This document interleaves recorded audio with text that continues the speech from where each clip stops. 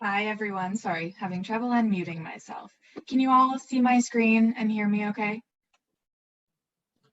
Yes. Yes, great. All right, so to quickly reintroduce myself, I am Alice Stevenson. I'm the MERIAM Research Coordinator at Action Against Hunger. We also have Ellen Yakowenko on the call. She is the Associate Director of Research at Action Against Hunger, and she is one of the co-directors of the MERIAM project.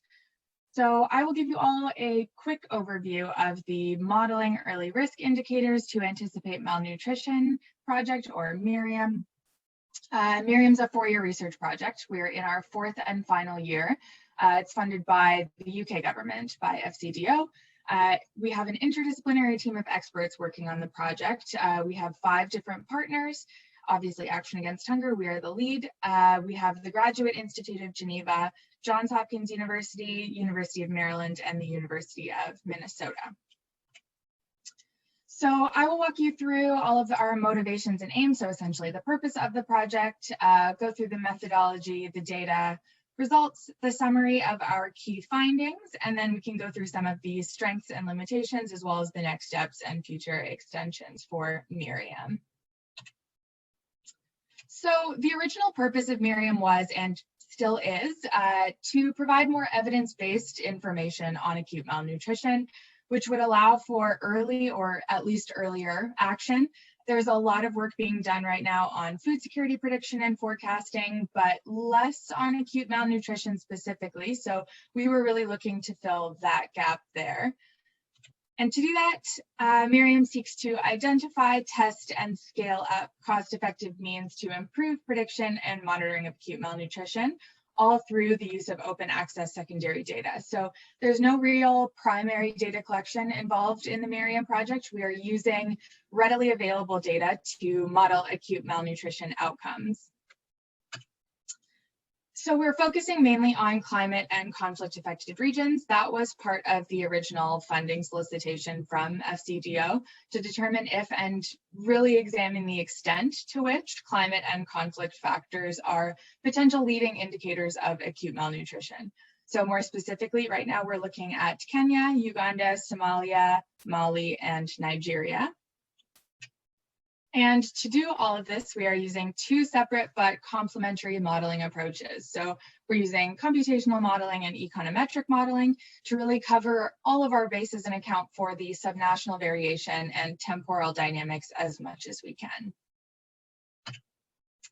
So in terms of our methodology and our project design, the foundation for all of this work was really in literature review and needs assessments, as well as a validation of the existing state-of-the-art systems and products. So the gold standard for early warning really is FuseNet. While it isn't a direct comparison to MERIAM because they're not focusing exclusively on acute malnutrition like we are, it really is one of the most widely used and trusted early warning systems out there. So our modeling teams, they conducted an assessment of FuseNet's work and their predictions so that down the line, we could determine how MERIAM performs comparable to FuseNet. And then from there, we started to develop out our 2 modeling approaches. So like I said, our computational modeling and econometric modeling, with the econometric modeling further subdivided into a subnational regional analysis and a multi-level analysis. So the main difference between the 2 modeling approaches is that they are focusing on different levels of granularity and different points of emphasis. The econometric modeling is really looking at the broader, more regional level, so it's much broader in scope, whereas the computational modeling is being used to better understand and dive a lot deeper into the household level decision making and their impact on acute malnutrition. So specifically, our computational modeling team is creating evidence-driven models that are seeded and calibrated with empirical data and then validated. Like I mentioned, they're looking closely at the household level. So the model incorporates household characteristics, household coping strategies, and variables like that. They are developing 4 different prototypes. So they have prototypes for Karamoja in Uganda and West Pokot in Kenya that have been fully tested and validated. And they are finalizing the prototypes for Hod in Somalia and the Turkana region in Kenya. So turning to the econometric model, as I mentioned, this is divided further into two sets of analyses. So the subnational regional level is focusing on GAM prevalence at an aggregate level, regional level, so it's much broader in scope. It is one single model that is covering 29 countries right now in sub-Saharan Africa. And then the multi-level analysis is disaggregated, and it focuses on the risk of the individual child. So it assesses obviously the role of conflict and climate as risk factors, but it also looks at other vulnerabilities at the individual and the household level. So it integrates demographic, socioeconomic, political data at multiple scales of observation. And the multi-level analysis has separate models for each country, unlike the subnational regional analysis. And right now we have models for Kenya, Uganda, Mali, and Nigeria. On top of everything, on top of the two modeling approaches, we are engaging with stakeholders to ensure that our design is user-centered and that it has real-world applicability. So we are doing a lot of engagement, dissemination, and outreach. That's really our main focus now as we wrap up the project.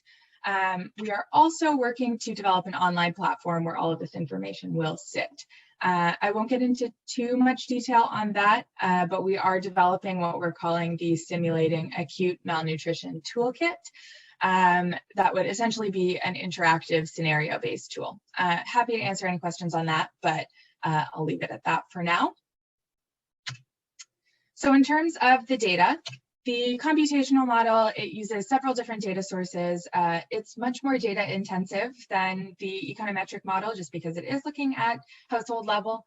It needs surveillance data to be built out and then a relatively consistent feed of data to actually generate the forecasts. So we're using smart data from Action Against Hunger for the Karamoja model. Both Kenya models are using NDMA data and the Somalia model is using FSNAU data. And then turning to the econometric model, this needs less data. The team is able to use household surveys and various climate and conflict information. So the subnational regional analysis, it uses DHS, Mix, and SMART, as well as CHIRPS, CHERTS, NDVI, and various forms of conflict data. And the multi-level analysis, quite similar, but because there are different models for each country, it uses the DHS for each country that we are modeling. So Kenya, Uganda, Mali, and Nigeria. And then it uses CHIRPS for precipitation, GMF for temperature, and the same conflict data sources. So in terms of our results, I'll give you a very quick snapshot of some of the results that we've seen so far. I'll pull up a few examples of what we're able to produce with the two modeling approaches. The graphs and the maps might be a little bit small, but hopefully it'll give you at least a visual sense of what we're able to do with the MERIAM models. And I'm happy to speak to any of the results further if there are any questions or comments there. So in terms of the computational model, we're seeing good results with the prototypes. These here are the baseline and scenario-based forecasts that the team produced for West Pokot in Kenya in June of 2020. So we participated in a pilot testing exercise with FuseNet in the summer of last year, where we provided forecasts to be used in their June analysis cycle. So we used FuseNet's assumptions that they generated, and we created these baseline forecasts for June to September of 2020, as well as climate, COVID, and climate and COVID shock scenarios. So generating forecasts of acute malnutrition prevalence. These are the baseline and scenario-based forecasts generated by the econometric modeling team during the same analysis cycle with FuseNet. We are also seeing good results with the econometric approach, and these are just an example of what we're able to produce there. We're participating in another FuseNet analysis cycle right now for West Africa with our econometric modeling team, so we should have some results from that soon. And then here are some charts, they're dependence plots that demonstrate meaningful variation for the leading indicators. These are with a 6-month lead time. You might not be able to see these very well, but essentially wasting prevalence is on the y-axis and the leading indicators are on the x-axis. And these really just show that with vegetation and precipitation, a decrease in those would lead to an increase in wasting prevalence, and with temperature and violent events or conflict, an increase in either of those would lead to an increase in wasting prevalence. So with these results, what have we actually found with the MERIAM project? What can we concretely say? We have found that open source data can indeed be used to predict acute malnutrition through both modeling approaches. We weren't sure at the outset of this project whether that would be possible, but we've demonstrated proof of concept now that it can be done. We are seeing solid, consistent performance through the use of diagnostic metrics and the state-of-the-art benchmarks. So when we compare the MERIAM results to the FuseNet validation that we conducted at the outset of the project, we are really on par there, which is great. Our results are robust across methodologies and across models. We have found that early warning can be extended from 1 month up to between 6 and 8 months with a minor loss of performance. So our econometric modeling team was able to extend the early warning out in their forecast to 8 months. Again, with minor loss of performance, they're comparable to the 1 month early warning forecasts. Climate and conflict factors, like I showed in those graphs in the previous slide, they are established as leading indicators. Analytical frameworks, they apply effectively to multiple priority countries. So we're looking at a lot of countries right now, and they are applicable. The frameworks are applicable to all of these countries. The results are translatable to practical tools, and they do meet the needs of stakeholders. There is an interest there from various actors that we have engaged with, and the forecast and model outputs are useful, and we've made them as user-centered as possible. And lastly, further validation remains ongoing. So the modeling teams will be validating their models right up until the end of the project to ensure that everything is accurate and fully tested. There are, of course, some strengths and some weaknesses with the MERIAM project. In terms of our strengths, like I said, we are focusing on acute malnutrition, which sets us apart from the other food security and nutrition early warning systems. I think we've really sought to fill that gap. Our predictions and forecasts can also translate and lead to early warning applications. We are able to assess leading indicators and generate evidence on the potential drivers of acute malnutrition. Oops, there we go. We also have multiple modeling methodologies that operate at multiple levels of analysis. We're really able to understand acute malnutrition much better at different points of emphasis at varying levels of granularity. And we have strong, consistent, and robust performance. We are relying on existing data, so we don't have to do any primary data collection, and we're using all open access, readily accessible data. And we are designing all of our models and tools based on our engagement with various stakeholders and potential users. In terms of our limitations, data obviously has been difficult. Our work is limited to the regions that have the available data, that have the coverage that we need and the resolution and accuracy that we need. We're restricted to countries in sub-Saharan Africa, both because of the original funding solicitation from FCDO and also because of the data sets that are available. And not all findings necessarily linked to specific practical interventions. Like I said, we are currently working to wrap things up. The project's actually coming to a close in the next month or two. But before we end, we are obviously going to finish all of our analyses. We're going to complete the development of the tool, so specifically the Simulating Acute Malnutrition Toolkit that I mentioned. We are working to publish our findings. So we have a few articles published already, and we have a few more that are almost ready for submission. So I think we should have about 8 peer-reviewed publications by the end of the project. We are also continuing to engage with stakeholders. Like I mentioned, that's a really big focus now as we finalize the project. And we are working to build out our strategies for research, uptake, and sustainability. Because the project is wrapping up soon, we have also really been looking to the future. There's some possible extensions of the MERIAM project that we could definitely see being useful. So there's a potential to broaden and deepen the scope of analysis and validation. So either extending the analysis to more countries, so broadening it out, or looking much deeper at one specific country. Another possible extension is to enhance the elements of decision-making support. So looking much more at the humanitarian practice side of things. We've definitely started to do that in MERIAM, but it could be a potential for a future extension. Developing protocol and technologies of low-cost data collection is a potential next step. As I've mentioned, MERIAM is limited by the availability, quality, and coverage of data. So could technology be developed to allow for better data collection that could then be used to feed into the MERIAM models? And lastly, there could be a focus on the institutionalization of MERIAM products into existing early warning systems. So we're getting there in the current project. We've tested with FuseNet, but could we explore the potential for integrating more fully into an existing early warning system? So I will leave it at that. Thank you all for your time. Please let me know if there are any questions, comments, clarifications. Happy to elaborate on anything here. Great. Thank you very much, Alice, for that very clear presentation. We have already a few hands up. Oh, Elisa, we can start with you. Thanks. Yes, thanks, Alice. Yeah, really interesting project.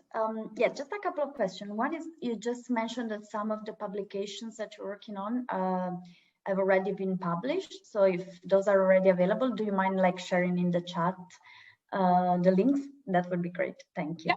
Yeah.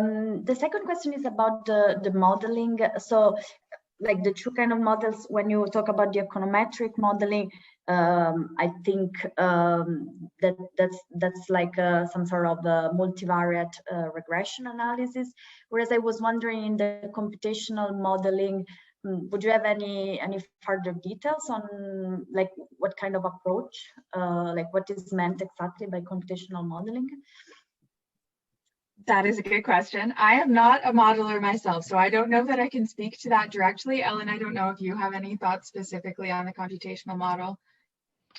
I am also not a modeler myself, but they are using agent-based modeling. So kind of in practical terms, this means that they are assigning characteristics to households, and they let scenarios play out through the computational modeling, given those kind of characteristics assigned to a household, to see how that relates to the outcome that we expect at the end. So it is an agent-based model looking at household-related characteristics, as well as kind of those characteristics in which the household is embedded, community, different frameworks at the regional level, for example. Great, thanks. Yes, agent-based modeling, that's what, okay, cool. That makes sense to me. Perfect. Thank you very much.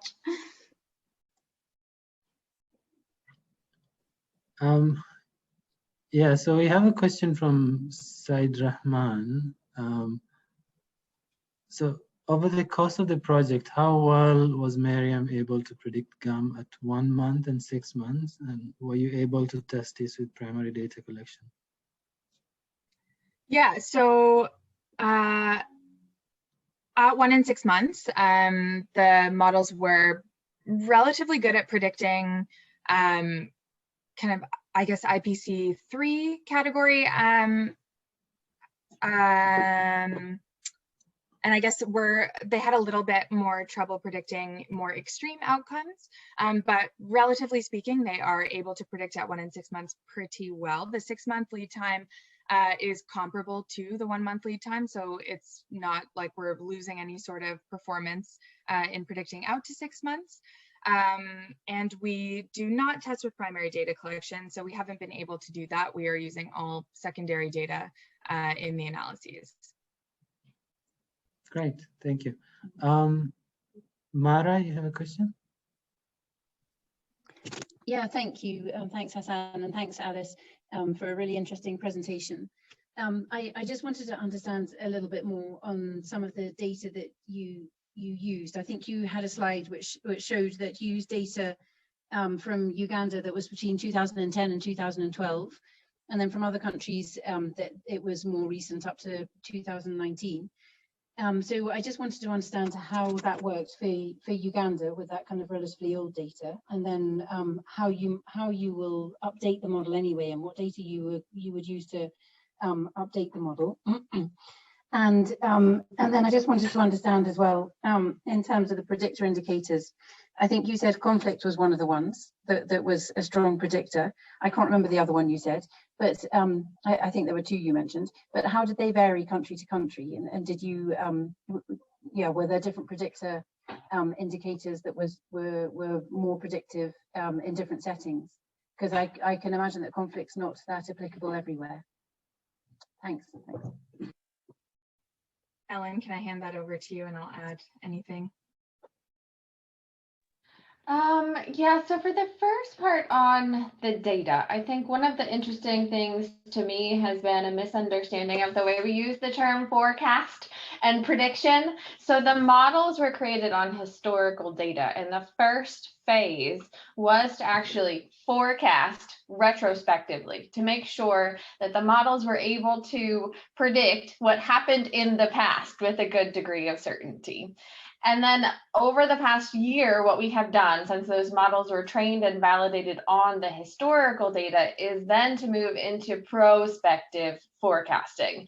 So that's what you've seen in terms of this engagement with FuseNet that Alice referenced there, is the final step in saying the models worked well historically.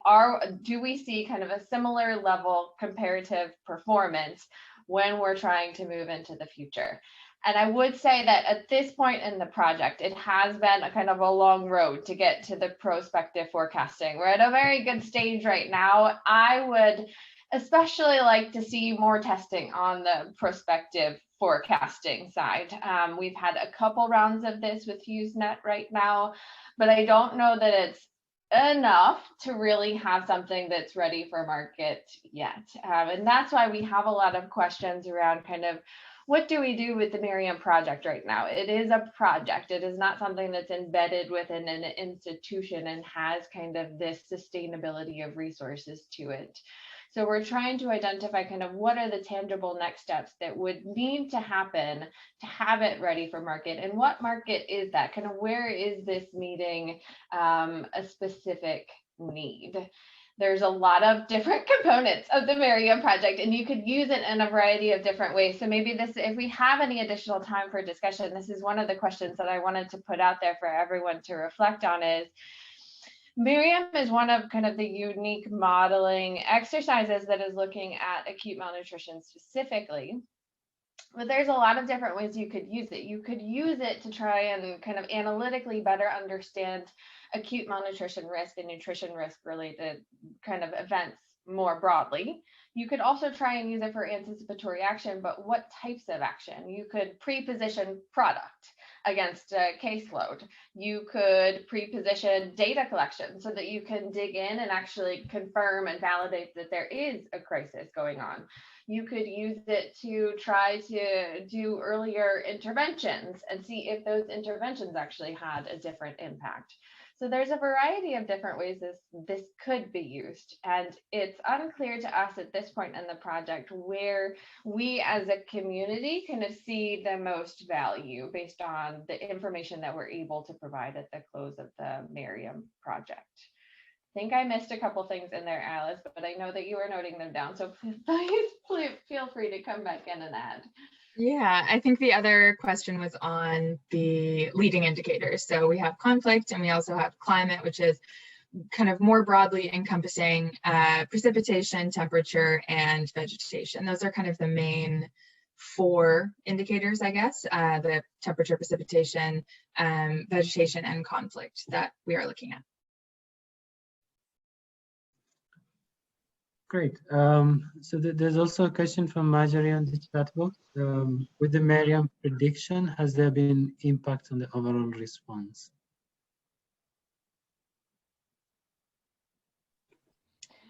Sorry. No, I think this is the challenge that we have is kind of what is ready for market.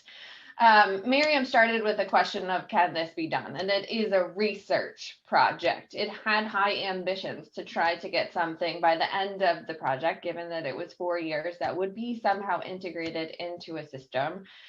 but we're not there yet. We see this as a very promising next step forward, especially with the focus on acute malnutrition that allows you to isolate kind of the dynamics around acute malnutrition in a way that other exercises that are focused more broadly on hunger or food insecurity is not able to do. We've started kind of testing it hand in hand with practitioners, mostly FuseNet at this point, but we're interested to kind of broaden that out, especially at a country level in the next phase of the project. But it has not been formally tested as an integral component of the humanitarian response at this point. It is simply being used as kind of an input into the broader decision-making system. Great, thank you very much, Ellen, for that. Maybe a final question from Mara is, did you find any difference in predictor indicators by country? Yeah, so they did do an in-depth analysis per country of all of the indicators. The general gist of it is that all 4 indicators do affect acute malnutrition outcomes in some way, but it does differ by country. Like you said, they're not necessarily every single country that we're analyzing or every region is going to be as dramatically impacted by conflict. There are certain areas where conflict is not necessarily a major factor. So it does differ by country, but I think the main takeaway is that all of these indicators do have some sort of meaningful effect on acute malnutrition outcomes. Great. Thank you very much. So we're going to stop there for this presentation, and I appreciate a lot the presentation from Alice and Ellen, and also the questions that are coming from the participants. So we are almost towards the tail end of our session for today. We have one more presentation from our colleague from South Sudan. So I'm going to hand over to Kutab.